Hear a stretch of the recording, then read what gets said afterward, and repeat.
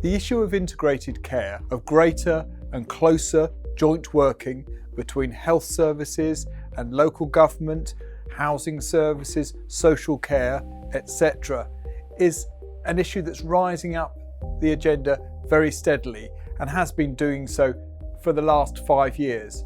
With the introduction of STPs and integrated care systems, the NHS is restructuring itself in a way that makes close joint working with local government much more feasible. But it's not happening everywhere. Implementation is still very patchy. What we're doing in this roundtable, which features senior executives from both local government and the NHS, is exploring why things work and why they don't, and trying to tease out what are the common themes in successful joint working. Somebody phones up and they're having a problem paying their council tax. It used to be that we'd just make sure they were able to pay their council tax. Getting upstream says that somebody from the Health Hub goes and talks to them and finds out what are the problems that are sat behind their inability to pay. And 9 times out of 10, they're living a chaotic life. They're isolated in some way. How do we use then our community connectors, which I think is an absolute key local delivery arm of what we're doing, to join up, working with CCG colleagues at a neighbourhood level, working directly with the doctor's surgeries to say, actually, we've got these things going on in the community, we can connect these people up. It takes a long time and it's very bumpy. You've got to have people who genuinely want what's best for their area, clinically and politically, who've developed a relationship over 12, 15 years. A lot of these GPs and counsellors know each other. And a number of them survived elections or other changes and are still together and talking to each other.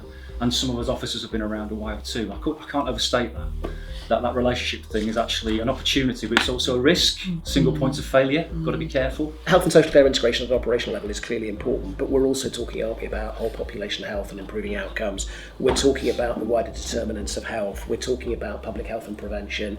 We're also talking, to be frank, increasingly about anchor institutions and sense of place, where effectively, these big organisations, our acute members, for example, even other health trusts and community trusts, are employing lots of people and playing a key economic role in their area. So I think the thing for me that's an interesting part of the conundrum is there's plenty for us to kind of be talking about and working together on. But I thought you described it very well, Alistair, which is we seem to be making it work in some places but not others. People like Richard, who are chief execs of acute trusts, who talk in a way that's meaningful about working in a place in a way that I don't think I heard 3, 5, 10 years ago.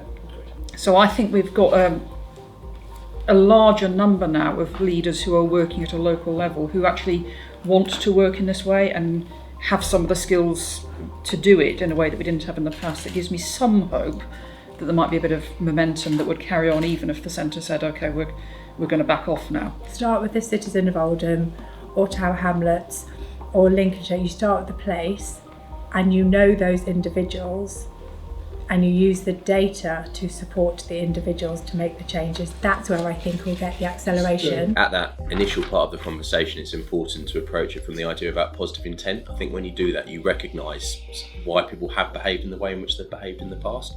And I think as we understand more about each other's organisations and the colleagues that we work with, we will recognise that there's lots of similarities, but there's also genuine points of difference. And I think that's fine. In terms of the similarities, I think it goes back to Sam's point earlier about using data. So in the NHS world, year after year, classically, you'll have primary care and commissioners saying, oh, we're doing all these schemes and this is avoiding admissions, ticking that box, and you get the provider saying, well, but my admissions are a lot higher than they were the previous year.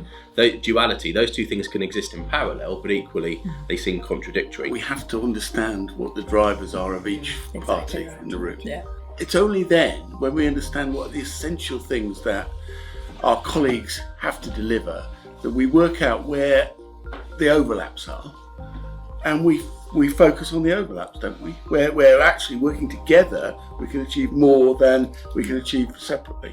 And the long-term plan, to its credit, is very transparent. This is about money for the NHS to get a bit better in these 14 areas, but about 10 of them we can make a much bigger impact in the local community if we work together on them. I mean, very quickly people realise, don't they, that rather than the NHS commissioning some new stop smoking services, because the long-term plan says, would make sense to build on the current infrastructure that we already have in place.